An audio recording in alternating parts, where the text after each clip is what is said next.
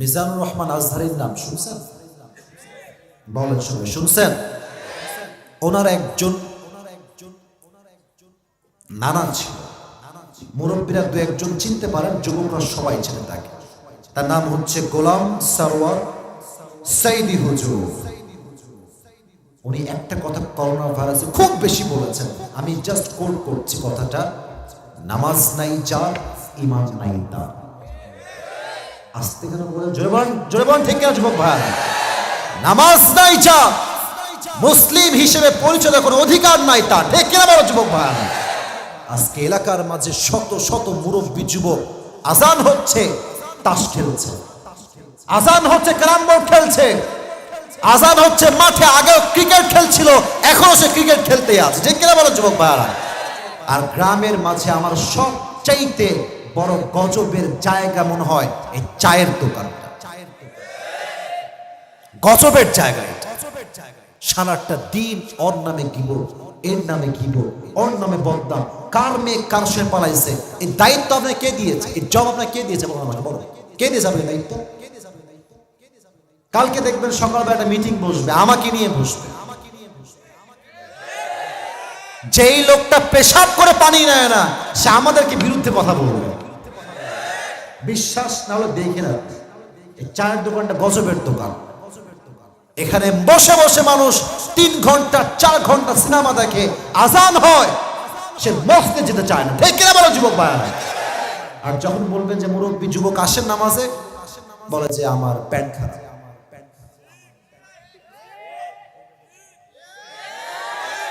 Pant খারাপ, তাই না? তোমার প্যান্ট না, তোমার আত্মাটা, চরিত্রটাই আসলে খারাপ। আত্মা মরে গেছে একেবারে, নামাজ কালাম নাই, সারাদিন সিনেমা দেখো, তাই না? আল্লাহর গজব তোমার উপরেই পড়বে, ঠিক কিনা বলো যুবক ভাই? ওমর ফারুকের জীবনের শেষ কথা ছিল নামাজ। আচ্ছা, আর একটা প্রশ্ন, আমার নবীজির জীবনের শেষ কথা ছিল কি? ভুলে গেছেন সবাই? বলেন না, কি ছিল? বলেন বলেন বলেন। নামাজ।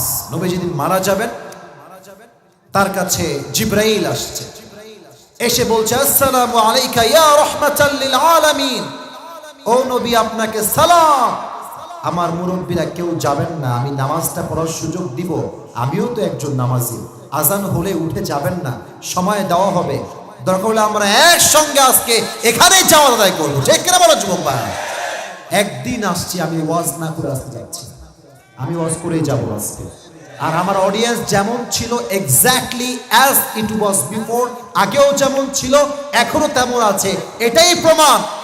নন্দীগ্রামের প্রত্যেকটা যুবক মুরব্বী হচ্ছে আল্লাহর পাগল, কোরআন প্রেমিক মানুষ আমার সামনে বসে আছে, ঠিক না? মেহেরবানি করে কেউ ডান বাম হবে না। এবার নবীজি ডাক দিয়ে বলছে, জিবরাইল তুমি কেন আসছো আমার কাছে? জিবরাইল ডাক দিয়ে বলছে, রাসূলুল্লাহ ইয়া হাবিবাল্লাহ, আমাকে আল্লাহ রাব্বুল আলামিন আপনার কাছে পাঠিয়েছে, তবে আমার সঙ্গে আজকে একজন গেস্ট বা মেহমান এসেছে। মেহমান? মেহমানটা আবার কে? আপনি কি নিয়ে আসবো তাকে? বলছে নিয়ে আসো। যে মেহমানটা আজ নবীর কাছে আসছে, মেহমানটার নাম জিবরাইল নয়, তার নাম হচ্ছে মালাকুল মউত। এসেই বলছে আসসালামু আলাইকা ইয়া রাহমাতাল লিল আলামিন, ইয়া রাসূলুল্লাহ আপনাকে সালাম। এই সালামটা আমি আপনাকে দেইনি, আল্লাহ নিজেই আপনাকে এই সালামটা আমার মাধ্যমে আপনাকে পাঠিয়েছে। সুবহানাল্লাহ পড়বেন না আপনি? নবীজি বলছে কি খবর, তুমি কেন আসছো আমার কাছে? হাদিসগুলো কত সুন্দর। বলছে নবী হে, আমি আপনার কাছে এসেছি, আমার যে কাজ একটাই কাজ, আমার অন্য কোনো কাজ নাই, একটাই কাজ, রূহ কবজ করা। নবীজি বলতেছে ও আচ্ছা। তো নবী আর একটা কথা বলতে ভুলে গেছি, এটা আল্লাহ আমাকে বলেছে। কি কথা বলো? বলছে আল্লাহ বলেছেন এটা আমার প্রিয় নবী, খবরদার বেয়াদবি করবি না, আগে বলবি নবী আপনি কি যেতে চান নাকি থাকতে চান? যদি থাকতে চান রেখে যাব, যদি যেতে চান তবেই আপনাকে নিয়ে যাব। মৃত্যুটা পারমিশন চাচ্ছে যে আমি কি আপনার কাছে আসবো কিনা। টপ ফেমাস স্কলার তারিক জামিল, পাকিস্তানে তার ভাষা, উর্দু ভাষার মানুষ, উনি একটা ছোট্ট কথা বলেছেন এই জায়গাতে, উর্দুতে আমি মেনশন করছি। উনি বললেন, উর্দুটা বলছি তারপরে বাংলা বলবো, ভয় নেই, সব বুঝায় বলবো। উনি বললেন, जिस इंसान के पास मौत भी इजाजत मांगती है कि मैं आऊं या ना आऊं, मैं उस इंसान से मोहब्बत ना करूं तो मैं किससे मोहब्बत करूं। सुभान अल्लाह। সবাই উনি বললেন, যেই মানুষটার কাছে মৃত্যুটা পারমিশন চায়, আরে সেই নবীকে আমি ভালো না বাসলে মেসি এবং নেইমার মতো কুলাঙ্গারকে আমি কেমন করে ভালোবাসবো? ঠিক কিনা বলো যুবক ভাইরা? আমার নবী হচ্ছে আমার আদর্শের জায়গা। তো যখন মালাকুল মউত রূহ কবজ করতে আসবে, নবীজি দুইটা মেসেজ উম্মতকে দিলেন। এক, আসসালাত আসসালাত আসসালাত। দুই, ওয়ামা মালাকাত আইমানুকুম। উম্মতেরা আমি চলে গেলাম, খবরদার তোমরা কখনো নামাজটাকে ছেড়ে দিও না, নামাজকে ছেড়ে দিও না, নামাজকে ছেড়ে দিও না। দুই নাম্বার, তোমরা কখনো তোমাদের গোলাম দাস দাসীদের সাথে খারাপ ব্যবহার করো না। সুবহানাল্লাহ। যুবক ভাইরা সবাই আপনারা, এজন্য নবীর জীবনের শেষ কথা ছিল নামাজ।